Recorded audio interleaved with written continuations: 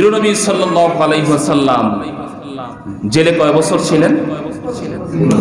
পিছনের কথা একটু মনে করায় দিতে হবে আমাকে, তা না হলে কিন্তু হবে না। তার মানে আমি বুঝবো আপনারা ভুলে গেছেন। গত জুমার মধ্যে আলোচনা ছিল, আল্লাহ নবী কি জীবনে জেল খেটেছেন নাকি খাটেন নাই?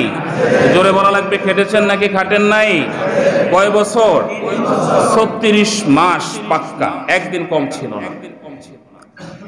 প্রিয় নবী সাল্লাল্লাহু আলাইহি ওয়াসাল্লাম জেল খেটেছেন। তো জেলে কারা যায়? যারা অপরাধী, তারাই তো। নবীজি কেন গেলেন? কি অপরাধ ছিল তা? আপনারা এখানে যারা আছেন, আল্লাহ নবী একটা অপরাধ করেছেন, কেউ বলতে পারবেন? এই পৃথিবীর কোনো মানুষ বলতে পারবে না, ইভেন কোন অমুসলিম যারা নবীজির শত্রু ছিল তারাও বলতে পারে নাই। কারণ নবীজি জীবনে কোনো অন্যায় করেন নাই। সুবহানাল্লাহ বিহামদিহি। তাহলে নবীজি কি জেলে যেতে হলো কেন? তার মানে বোঝা যায় যে জেলে শুধু অপরাধীরাই যায়, বিষয়টি এমন নয়। জেলে কখনো কখনো ভালো মানুষকেও ঢোকানো হয়। প্রিয় নবী সাল্লাল্লাহু আলাইহি ওয়াসাল্লাম যার জীবনের আগের গুনাহ আল্লাহ মাফ করেছেন, সামনের গুনাহগুলো আরশ আজিমের মালিক মাফ করে দিয়েছেন। এমন মহান পুত পবিত্র ব্যক্তিকেও জেল খাটতে হয়েছে পাক্কা 3 বছর। কয় বছর? 3 বছর জেলে থাকতে হয়েছে। প্রিয় নবী সাল্লাল্লাহু আলাইহি ওয়াসাল্লাম কেন জেলে গেলেন এটা আপনাদের জানা। কারণ হলো একটাই, আল্লাহর নবী সত্য কথা বলার ক্ষেত্রে কোনোদিন আপোষ করে নাই। অন্যায়ের বিরুদ্ধে যুদ্ধ ঘোষণা করার ক্ষেত্রে আল্লাহর নবী তার জীবনে কোনোদিন পিছপা হয় নাই। ব্যক্তি যেই হোক না কেন, যত বড় নেতাই হোক না কেন, যত বড় প্রভাবশালী হোক না কেন, আল্লাহর নবী জীবনে ভয় করে কথা বলেন নাই। আল্লাহ যেটা হুকুম করেছেন সেটা বলার ক্ষেত্রে আল্লাহর নবী স্পষ্টবাদী ছিলেন। কোন মানুষের চোখের দিকে তাকিয়ে ভয় পেয়ে আল্লাহর নবী জীবনে কথা স্কিপ করেছেন এমন রেকর্ড আল্লাহর নবীর জিন্দেগিতে নাই। প্রিয় নবী সাল্লাল্লাহু আলাইহি ওয়াসাল্লাম চলে গেলেন জেলের ভিতরে। পাক্কা 3 বছর আল্লাহর নবী জেল খাটলেন। এই জেলে রাখার ক্ষেত্রে শুধুমাত্র সাধারণভাবে ধরে নিয়ে জেলের মধ্যে রাখা হয় নাই। আল্লাহর নবীকে জেলে রাখার জন্য ওরা সবাই মিলে দারুন নাদওয়া নামক স্থানে ওরা নিজেরা আইন করে আল্লাহর নবীকে জেলের মধ্যে রেখেছিল। আইন করে রাখা হয়েছিল। কি করে? আল্লাহ সুবহানাহু ওয়া তাআলা সূরা আনফালের 30 নম্বর আয়াতে এই কথাটি স্পষ্ট করেছেন। আল্লাহ বলছেন, ওয়াইদ ইয়ামকুরু বিকাল্লাযীনা কাফারু, হে নবী, যখন কাফেরেরা তোমার ব্যাপারে চক্রান্ত করেছিল। কি করেছিল? লিউসবিতু, 1 নম্বরে ওরা তোমার বিরুদ্ধে চক্রান্ত করেছিল যে তাকে আমৃত্যু কারাদণ্ড দিতে হবে, আমৃত্যু। 2 নম্বরে ওরা বলেছিল আও ইয়াকতুলু, অথবা তাকে হত্যা করতে হবে। 3 নম্বরে ওরা বলেছিল আও ইখরিজু, নাগরিকত্ব বাতিল করে, সিটিজেনশিপ বাতিল করে তাকে দেশ থেকে অন্য দেশে নির্বাসনে পাঠাতে হবে। সিদ্ধান্ত কয়টা ছিল? সূরা আনফাল আয়াত নম্বর 30। আল্লাহ বলছেন যে নবী তোমাকে নিয়ে ওরা চক্রান্ত করেছিল। কি করেছিল? লিউসবিতু, আমৃত্যু কারাদণ্ড, আও ইয়াকতুলু, অথবা হত্যা, আও ইখরিজু, অথবা নাগরিকত্ব বাতিল করে দেশান্তর করে দেওয়া। ওয়ায়ামকুরুনা ওয়ায়ামকুরুল্লাহ, আল্লাহ বললেন ওরা চক্রান্ত করলো আর আমি আল্লাহ কৌশল করলাম। সুবহানাল্লাহ বলেন। ওরা করলো চক্রান্ত আর আমি কি করলাম? কৌশল করলাম। আল্লাহু খায়রুল মাকিরিন, আল্লাহ বললেন যে মনে রেখো নবী, আমি আল্লাহ পাক উত্তম কৌশলী। প্রিয় নবী সাল্লাল্লাহু আলাইহি ওয়াসাল্লামকে জেলে দেওয়া হলো। যে কষ্টের ব্যাপারে আমি আপনাদেরকে গত জুমায় কিছুটা জানিয়েছি যে আল্লাহ নবী কি কষ্ট জেলের মধ্যে করেছেন। অনেকে খুব শান্তিতে ছিলেন। জেলে রাখার পরে জেল কোড অনুযায়ী একজন আসামিকে যে খাবার দেওয়ার কথা ছিল, প্রিয় নবী সাল্লাল্লাহু আলাইহি ওয়াসাল্লাম সহ 53 জন বন্দীকে সেই খাবারও দেওয়া হয় নাই। এই বন্দীদের মাঝে শুধু নবীজি একাই ছিলেন না, পৃথিবীর সব থেকে শরীফ এবং ভদ্র মানুষ হিসাবে যাকে বলা হয় হযরত আবু বকর সিদ্দিক রাদিয়াল্লাহু তাআলা আনহুকেও এই জায়গায় 3 বছর কারারুদ্ধ থাকতে হয়েছে। প্রিয় নবী সাল্লাল্লাহু আলাইহি ওয়াসাল্লামের সাহাবী উসমান গনি, আলী সহ, আব্দুর রহমান বিন আউফ সহ, তালহা জুবায়ের সহ 53 জন মানুষকে ওই জায়গায় কারারুদ্ধ হয়ে থাকতে হয়েছে। কয় বছর? 3 বছর। এই 3 বছর নবীজিকে তারা কষ্ট দিয়েছে, খাবার দেয় নাই, জেলকোট অনুযায়ী নবীজিকে তারা খাবার পৌঁছায়নি।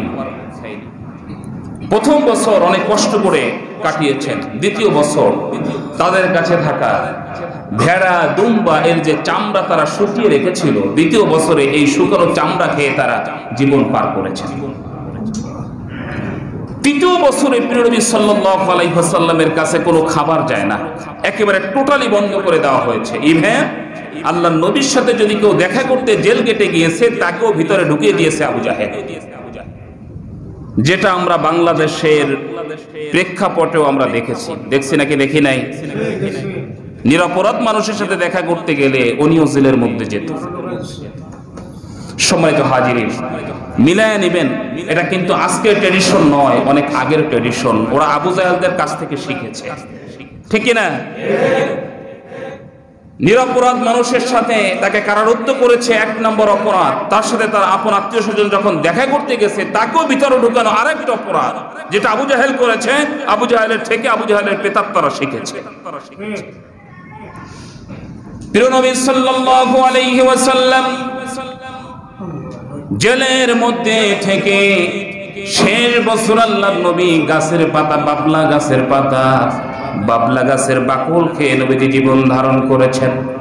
আল্লাহর নবী আবু বকরের চেহারার দিকে তাকায় বললেন, আবু বকর, তুমি তো শরীফ মানুষ, ভদ্র মানুষ, আমার সাথে এই কারাগারে, এই জেলখানায়, মক্কার এই সেন্ট্রাল কারাগারে তুমি আমার সাথে যে থাকছো, আর এই বাবলা গাছের পাতা আর বাকল খেয়ে যে জীবন পার করছো আবু বকর, এজন্য তোমার কষ্ট হয় নাকি?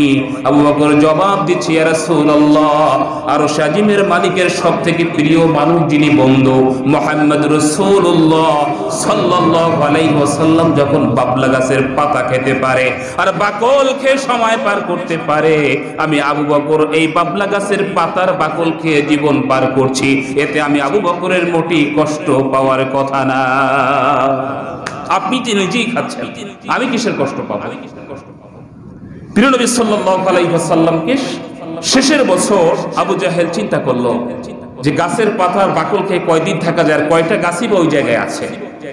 এবার নবীজি না খেয়ে সময় পার করছেন। তার মানে আবু জাহেলের প্ল্যান হলো খাদ্য না দিয়ে অভুক্ত রেখে, ঠিক একই ভাবে প্যালেস্তাইনের নিরহ জনগণকে যেমন ইসরায়েল খাদ্য অবরোধের মধ্য দিয়ে অভুক্ত রেখে, অনাহারে রেখে, দুর্ভিক্ষে রেখে যেমন তাদেরকে হত্যা করেছিল, আজ থেকে 1450 বছর আগে ওই আবু জাহেল একই সিস্টেম ফলো করেছিল, যেটা দেখে দেখে নেতানিয়াহু ওই কাজটাই ফিলিস্তিনের সাথে করেছে।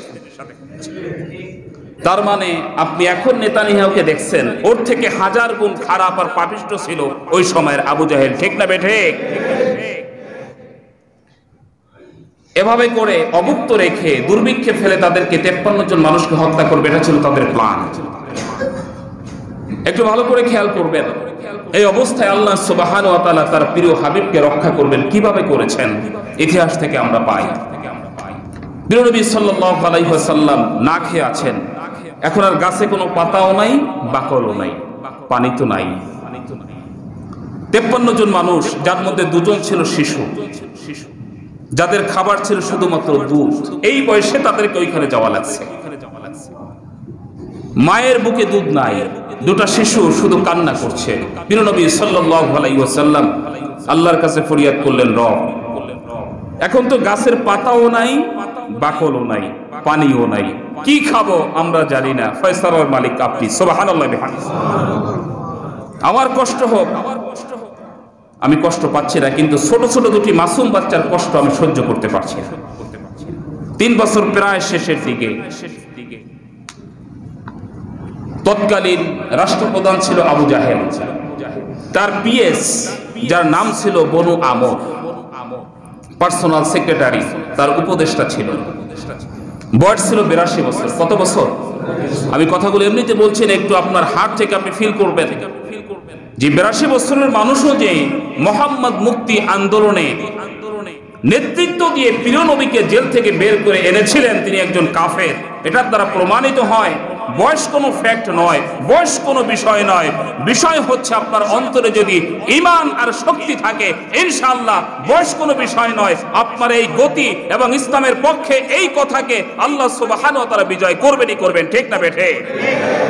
বয়স কোনো বিষয় নয়। 82 বছর বনু আমর, যিনি ছিলেন পার্সোনাল সেক্রেটারি আবু জাহেলের, তার মনের মধ্যে রাতে কেন যেন কষ্ট হচ্ছে যে মোহাম্মদ তো একজন নিরপরাধ মানুষ, কোনোদিন তো অপরাধ করে নাই, এবং মোহাম্মদের সাথে যে 53 জন জেলখানায় আছে এরাও তো জীবনে অপরাধ করে নাই। তিনি ওই রাতে তার ঘরে থাকা খাবার নিয়ে রাতেই রওনা হলেন। শিবে আবু তালিবে গিয়ে দরজায় নক করে ওই খাবার তিনি ওর মধ্যে পৌঁছে দিলেন। সুবহানাল্লাহ। আবু জাহেলের উপদেষ্টা, তিনি কিন্তু কাফের, মুসলিম নন। একজন কাফের তার ঘরের খাবার নবীজির জন্য 53 জন বন্দীর জন্য কারাগারে পৌঁছে দিলেন। এখানে শেষ করেন নাই। 82 বছরের এই বৃদ্ধ মানুষটি তিনি চিন্তা করলেন যে আজ থেকে আমি মোহাম্মদ মুক্তি আন্দোলন গড়ে তুলব। সুবহানাল্লাহ বলেন। আবু জাহেলের উপদেষ্টা, তিনি চিন্তা করলেন আমি কার কাছে যেতে পারি। তিনি প্রথম টার্গেট করলেন আবু জাহেলের রাইট হ্যান্ড, যিনি ডান হাত, নাম ছিল জুহাইর বিন আবু উমাইয়া। তিনি মূলত মাস্তানি করতেন, যখন যা খুশি সরকারি ক্ষমতা প্রয়োগ করে সেই কাজটা তিনি করতেন। মূলত ইতিহাসের মধ্যে পাওয়া যায় জুহাইর বিন আবু উমাইয়া ছিল একজন মাস্তান, যাকে আবু জাহেল ব্যবহার করত বিভিন্ন জায়গায় মার্ডার সহ বিভিন্ন মারামারিতে, এবং তিনি প্রচুর পরিমাণ চাঁদাবাজি করতেন। যখন যেখানে যেটা খুশি সেটা করতেন। আবু জাহেলের ডিক্লারেশন ছিল এমনই যে আমার ক্ষমতা টিকিয়ে রাখার জন্য যা যা করা দরকার তুমি করো। এই জুহাইর বিন আবু উমাইয়া, ইতিহাস বলছে তিনি ছিলেন প্রিয়নবী সাল্লাল্লাহু আলাইহি ওয়াসাল্লামের দুধমা হালিমাতুস সাদিয়ার বোনের ছেলে। দেখেন আল্লাহ সুবহানাহু ওয়া তাআলা কিভাবে সবকিছু সুন্দরভাবে আল্লাহ পাক তৈরি করেছেন, সব তৈরি করেছেন। সুবহানাল্লাহ বলেন। জুহাইর বিন আবু উমাইয়া তিনি হালিমাতুস সাদিয়ার আপন বোনের ছেলে। হালিমাতুস সাদিয়া যে কয় বছর নবীজিকে দুধ পান করিয়েছেন, এর মধ্যে 8 দিন তিনি জ্বরে অসুস্থ ছিলেন। কয়দিন? 8 দিন। ওই সময় এই জুহাইর বিন আবু উমাইয়া তিনি ছিলেন ছোট, তার মায়ের কোলে। তো বোন অসুস্থ থাকার কারণে ওই বোন এই বোনকে দেখতে এসেছেন হালিমাতুস সাদিয়া।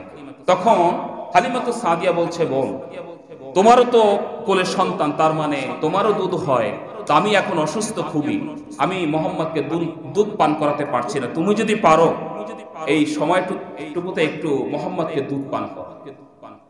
প্রিয়নবী সাল্লাল্লাহু আলাইহি ওয়াসাল্লাম ওই 8 দিন জুহাইর বিন আবু উমাইয়ার মায়ের দুধ পান করেছেন। তার মানে এই দিক থেকে জুহাইর বিন আবু উমাইয়া এবং মুহাম্মদ সাল্লাল্লাহু আলাইহি ওয়াসাল্লাম দুধ ভাই। সুবহানাল্লাহ বলেন। দুধ ভাই, এটা এই জুহাইর কোনদিন জানতো না। এই যে মুরব্বী, যিনি প্রধান উপদেষ্টা বনু আমর, তিনি চিন্তা করলেন আমি কার কাছে যেতে পারি। তিনি আস্তে আস্তে করে হাঁটে, ওই রাতেই তিনি প্ল্যান নিলেন, তিনি চলে গেলেন জুহাইর বিন আবু উমাইয়ার বাড়িতে। ওই সময় তিনি যেতে যেতে এর মধ্যে আল্লাহ সুবহানাহু ওয়া তাআলা জুহাইর বিন আবু উমাইয়ার মায়ের মনের মধ্যে নবী সাল্লাল্লাহু আলাইহি ওয়াসাল্লামের জন্য মায়া তো আগেই ছিল, তার কাছে সংবাদ পৌঁছায় দিল যে মুহাম্মদকে না খাইয়ে অভুক্ত রেখে আবু জাহেল তাকে দুনিয়া থেকে বিদায় করে দেওয়ার প্ল্যান গ্রহণ করেছে। জুহাইর বিন আবু উমাইয়ার মা জুহাইরকে কাছে ডাকলো, তুমি কি জানো মোহাম্মদকে? বলছে আমি তো জানি না। সব ঘটনা খুলে বললেন এবং বললেন মোহাম্মদ হচ্ছে তোমার দুধ ভাই। সুবহানাল্লাহ বলেন। আমি চাই আবু জাহেলের সাথে তুমি থাকো, আমার আপত্তি নাই, কিন্তু আগামী কালকের মধ্যে মোহাম্মদ জেলের বাইরে থাকবে, এটা মা হিসাবে সন্তানের প্রতি আমার আদেশ, এটা আমি চাই। শুনে রাখো, যদি তুমি না পারো, আবু জাহেলের সঙ্গ যদি তুমি ত্যাগ না করো, এরপরেও যদি মোহাম্মদকে মুক্ত করতে পারো অসুবিধা নাই। যদি তোমার কথা আবু জাহেল না শোনে, এরপরেও যদি তুমি আবু জাহেলের সাথে থাকো, আমি হয়তো দুনিয়াতে আর বেশি সময় নাই, আমার মৃত্যুর পরে আমার খাটিয়াও তুমি স্পর্শ করবে না, আমার কবরের কাছেও তুমি যাবে না, এটা মা হিসাবে তোমার প্রতি আমার অর্ডার। আর যদি আমাকে সত্যিকার অর্থে মা মনে করো আমার দুধ পান করে যদি বড় হয়, বিশ্বাস যদি তোমার মাঝে থাকে, তোমার দুধ ভাই মোহাম্মদ, এটা যদি তুমি বিশ্বাস করে থাকো, আগামী কালকের মধ্যে আমি চাই মোহাম্মদ আর জেলে থাকবে না, বাইরে থাকবে। এনি হাউ কিভাবে করবে আমি জানি না, আমি মৃত্যুর আগে দেখে যেতে চাই মোহাম্মদের মতো নিরীহ মানুষ আর জেলে থাকবে না, বাইরে থাকবে। সুবহানাল্লাহ বিহামদিহি। আবু আমর চলে গেলেন, দরজায় নক করলেন, ইতিমধ্যে দরজা খুলে দেওয়া হলো। আবু আমর জিজ্ঞেস করলো, জোহাইর এত রাতে কেন জেগে আছো? সব কিছু খুলে বলল। আবু আমর বলল, আমি তো এই জন্যই এসেছি মোহাম্মদ মুক্তি আন্দোলনে, আমি তোমাকে শরীক করতে চাই, তোমার অভিপ্রায় কি? জোহাইর বিন আবু উমাইয়া বলল, আমার মা যে কথা বলেছেন, আপনি যদি আমার কাছে নাও আসতেন আমি আপনার কাছে যেতাম, কারণ এই মুক্তি আন্দোলনে আমি অগ্রণী ভূমিকা পালন করতে চাই। কয়জন হলো? একজন উপদেষ্টা আর একজন হলো তার রাইট হ্যান্ড আবু জাহেলের। তারা দুইজনে চিন্তা করলো যে এবার আর কোথায় যাওয়া যেতে পারে। এবার চলে গেলেন সরাসরি, যার নাম হচ্ছে জামা বিন আসওয়াদ, তিনি ছিলেন আবু জাহেলের পররাষ্ট্রমন্ত্রী, ফরেন মিনিস্টার। টার্গেট করলেন যে তার কাছে যাওয়া লাগবে। কাজ কিন্তু ওই রাতের মধ্যেই হচ্ছে, সুবহানাল্লাহ বলেন। কাজে যে গতি, বসে থাকে নাই তারা, ওই রাতের মধ্যেই কাজ। পররাষ্ট্রমন্ত্রী দরজায় গিয়ে নক করলেন, দরজা খুলে দিলেন। এত রাতে আপনারা দুজন কি জন্য এসেছেন? তারা বললেন, তিনি বললেন যে আমি একটু ঘুমিয়েছিলাম, আমি দেখলাম যে মোহাম্মদের সাথে আমি কোলাকুলি করেছি। একথা কে বলেছেন? পররাষ্ট্রমন্ত্রী, ফরেন মিনিস্টার বলেছেন। ফরেন মিনিস্টার বলেছেন যে আমি দেখলাম যে রাতে মোহাম্মদের সাথে আমি কোলাকুলি করেছি, আপনারা না আসলেও আমি আপনাদের কাছেই যেতাম। কয়জন হয়ে গেল? এবার তারা তিনজনে মিলে এবার চিন্তা করলো, তাহলে আমরা এবার কোথায় যেতে পারি? আমরা যেতে পারি জেল মন্ত্রী যিনি আছেন, যার কাছে জেলখানার তালা চাবি রাখা হয়, যার অর্ডারে খোলা হয়, যার অর্ডারে আটকানো হয়, ওই জায়গায় যাওয়া হয়। তিনজন মিলে রাতে চলে গেলেন। তখন রাত 2টার অধিক। দরজায় গিয়ে নক করলেন, শুনতে পাচ্ছেন ঘরের মধ্যে তার সাথে, ওই জেল মন্ত্রীর সাথে তার স্ত্রীর এত বাকবিতণ্ডা হচ্ছে, ঝগড়া চলছে সমানে। 2টার পরে, গভীর রাত। তারা একটু দাঁড়ালেন, একবার নক করে আর করলেন না। ভিতর থেকে আওয়াজ আসছে, যদি মোহাম্মদকে মুক্তি করা না হয় কালকে দিনের মধ্যে, তাহলে আমি বাবার বাড়ি চলে যাব। শুধু তাই নয়, এই সন্তানকে নিয়ে যাব, কোনোদিন এই সন্তানের দাবিও তুমি করবা না। সে জেল মন্ত্রী হোক আর যাই হোক, বউয়ের কাছে কিন্তু জেল মন্ত্রীর হিসাব নাই, আছে নাকি? জেল মন্ত্রীর বউ কি ওইটা আপনি আমি যেমনে হিসাব করি যে সে পররাষ্ট্রমন্ত্রী, স্বরাষ্ট্রমন্ত্রী, হোম মিনিস্টার, ফরেন মিনিস্টার, তাদের বউরা কি ওই হিসাব করে নাকি?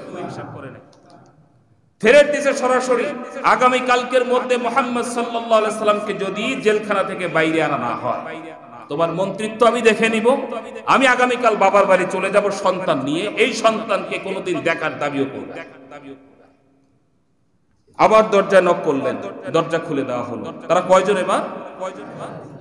তিনজন, এখনো 4 জন হয়নি। 3 জন ঘরের মধ্যে প্রবেশ করলেন।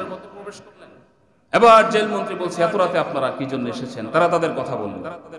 এবার এই জেল মন্ত্রী বলছে যে আমার ঘরে তো একই সমস্যা। কেন এই সমস্যা? বলছে আমাদের একমাত্র সন্তান, যার বয়স হয়েছে আজকে 3 বছর 15 দিন। কয় বছর 15 দিন? 3 বছর 15 দিন। এই মুহাম্মদ জেলে যাওয়ার আগে, আমার এই সন্তান জেলে যাওয়ার 15 দিন আগে ভূমিষ্ঠ হয়। তখন আমার স্ত্রী যদিও মুসলিম নন, কিন্তু মুহাম্মদের খুব বেশি ভক্ত। সুবহানাল্লাহ বলে। তখন তার কাছে আমার এই সন্তানকে নিয়ে যাওয়া হয়। এই সন্তানের মুখের মধ্যে মুহাম্মদ সাল্লাল্লাহু আলাইহি ওয়াসাল্লাম, তিনি তার হাতে মুখ থেকে লালা নিয়ে আমার এই সন্তানের মুখের মধ্যে দিয়ে দেওয়ার পরে, আমার এই সন্তান বয়স হওয়ার 6 মাস আগে থেকেই কথা শুরু করেছে। গত রাতে তার মাকে বলেছে, 3 বছর 15 দিন বয়সের এই শিশু বলেছে, মা আগামী কালকে, বাবা তো জেল মন্ত্রী, আগামী কালকে বলবা মুহাম্মদ সাল্লাল্লাহু আলাইহি ওয়াসাল্লামের কষ্টে আমার বুকটা ফেটে যাচ্ছে। আগামী কাল যদি তাকে বাইরে বের করা না হয়, আমি আর 1 ফোঁটা পানিও গ্রহণ করব না, কোনো খাবারই খাবো না, নিজে অভুক্ত থাকবো। যেহেতু মুহাম্মদ জেলের মধ্যে অভুক্ত আছে, আমি খাবো, এটা হতে পারে না। আমিও না খেয়ে আমিও তোমার সামনে মরে যাব। বয়স কত বছর? 3 বছর 15 দিন। তার মা বলছে স্বামীকে, জেল মন্ত্রী, আমি বলে দিলাম আমার সন্তানের যদি কিছু হয়, তোমার মন্ত্রিত্ব দেখে নিব, আগামীকাল বাবার বাড়ি চলে যাব, এই সন্তানের দাবিও কোনোদিন তুমি করতে পারো।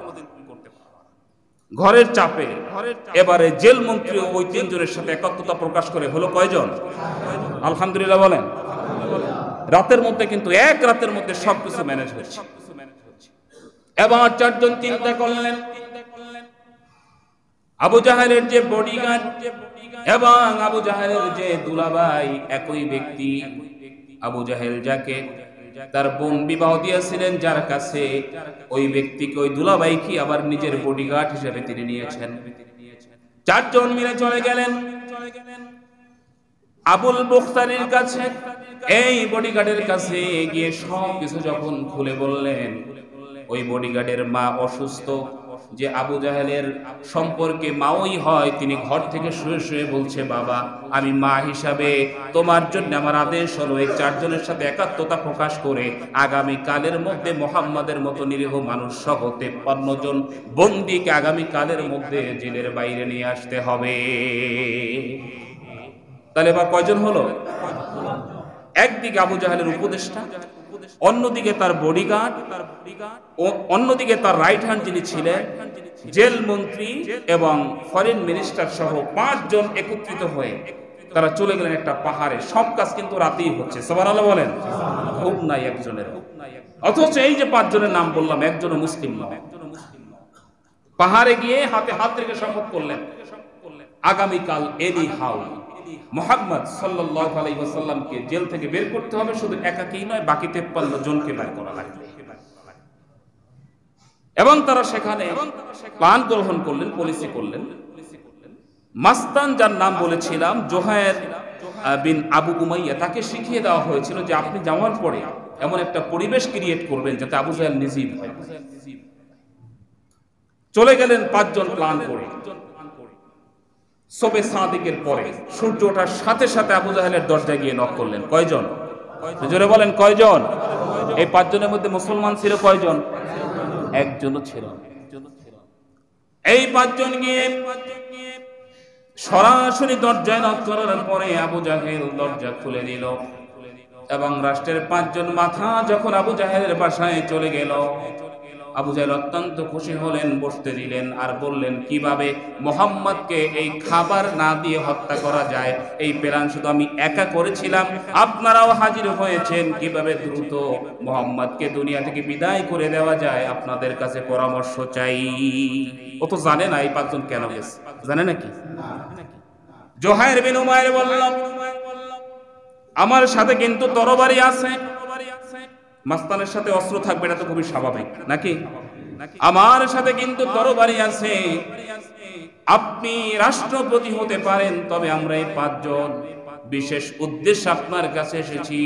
মুহাম্মদ আর তার অনুসারীদেরকে হত্যা করার উদ্দেশ্যে নয়, বরং আজকে দিনের মধ্যে সূর্য যখন মাথার উপরে আসবে, পশ্চিমে ঢলার আগে মুহাম্মদ সহ তার অনুসারীদেরকে আজকেই মুক্তি দেওয়া লাগবে, আজকেই দেওয়া লাগবে। সূর্য পশ্চিম দিকে হেলে পড়ার আগেই তরবারি উন্মুক্ত করলেন। যিনি প্রধান ছিলেন এই টিমের আবু আমর, বয়স কত বছর বলছিলাম? 82 বছর। মুরব্বীর ভূমিকায় মুরব্বী। তিনি বললেন, জোহায়ের তুমি তরবারি নামাও। সে তো আর না বলে না। সে কি না বলছে নাকি? সে তো না বলে নাই, প্রস্তাব রাখছো। এত হট হয়ে যাও কেন, এত গরম হও কেন? সে তো একবারও না বলে নাই। যদি না বলে তারপরে যা করার করবা। এবং আবু জাহেল বলল, আপনি তো জানেন আপনারই রাইট হ্যান্ড জীবনে কত খুন করেছে হিসাব নাই, এ বলছে বারবার যে আমি একবার বলবো, যদি না শোনে এরপর কি করা লাগে এটা আপনারাই দেখবেন। আবু জাহেলের মাথা কিন্তু আর দেহের সাথে থাকবে না, এটা আমার কাছে আগেই বলছে। এবার আপনি কি করবেন এটা আপনার ব্যাপার। আচ্ছা আপনি বলেন, একজন রাষ্ট্রপতিকে হত্যা করার জন্য গুলি কয়টা লাগে? আর একজন পথচারী খুন করার জন্য কয়টা লাগে? একটাই লাগে। আর তরবারি দিয়ে কোপ দিলে রিকশা চালককে মারতো একটা লাগে, আর রাষ্ট্রপতিকে মারতো। আর জোহায়েরকে তো ভালো করেই চিনে যে সে কেমন, কথার আগে তরবারি চলে। আবু জাহেল আর কথা না বাড়ায় রাজি হয়ে গেলেন। আলহামদুলিল্লাহ বলেন, রাজি হয়ে গেলেন। ঠিক আছে আপনারা যেহেতু বলছেন। অথচ এই বনু আমর 82 বছরের এই মুরব্বী, তিনি প্ল্যান করে মুহাম্মদ মুক্তি আন্দোলনের জন্য চেষ্টা করে শেষ পর্যন্ত সফল হয়েছেন। আলহামদুলিল্লাহ। যার কাছে চাবি থাকে জেল মন্ত্রী, সব দায়িত্ব যার কাছে, তিনি বললেন চাবি আজকে আমার হাতে দাও। নিজে চাবি নিলেন, জেলখানার দরজা খুলে দিলেন। সুবহানাল্লাহ বলেন। 53 জন এক এক করে বের হয়ে আসছে। আজকে দেখেন আমরা বাংলাদেশে কত বুদ্ধিজীবী দেখি, কত সুশীল দেখি, কত কথা তারা বলে, কিন্তু এই যে 5 জন মানুষ বললাম এর মধ্যে একজনও মুসলমান ছিল সাধারণ কোনো কাফেরও ছিল না, কাফেরদের নেতা ছিল সবাই। অথচ তারা একজন মানুষকে মুক্তির জন্য আন্দোলন করেছেন, গোপনে হলেও তারা সংঘবদ্ধ হয়েছেন। আজ আমার দেশে আমাদের প্রিয় মুফাসসিরকে হত্যা করা হলো, কিন্তু কোন সুশীলের মুখে শুনি নাই যে তাকে কেন অন্যায়ভাবে জেলের মধ্যে রাখা হয়েছে এ ব্যাপারে টকশোতে কোন সুশীলকে আমরা কথা বলতে শুনি নাই। ঠিক না বেঠে? তার মানে এরা সুশীল নয়, বুদ্ধিজীবী না, এগুলো বুদ্ধি প্রতিবন্ধী। যদি আজকে তারা এই সত্যকে তুলে ধরতো, হয়তো আমাদের প্রিয় মুফাসসিরকে হারাতে হতো না। আল্লাহ পাক তার কবরকে জান্নাতের বাগান বানিয়ে দিন, সকলে বলি আমিন। আল্লাহ পাক যেন পরকালে তাকে জান্নাতের উঁচু মাকাম দান করেন, সকলে বলি আমিন।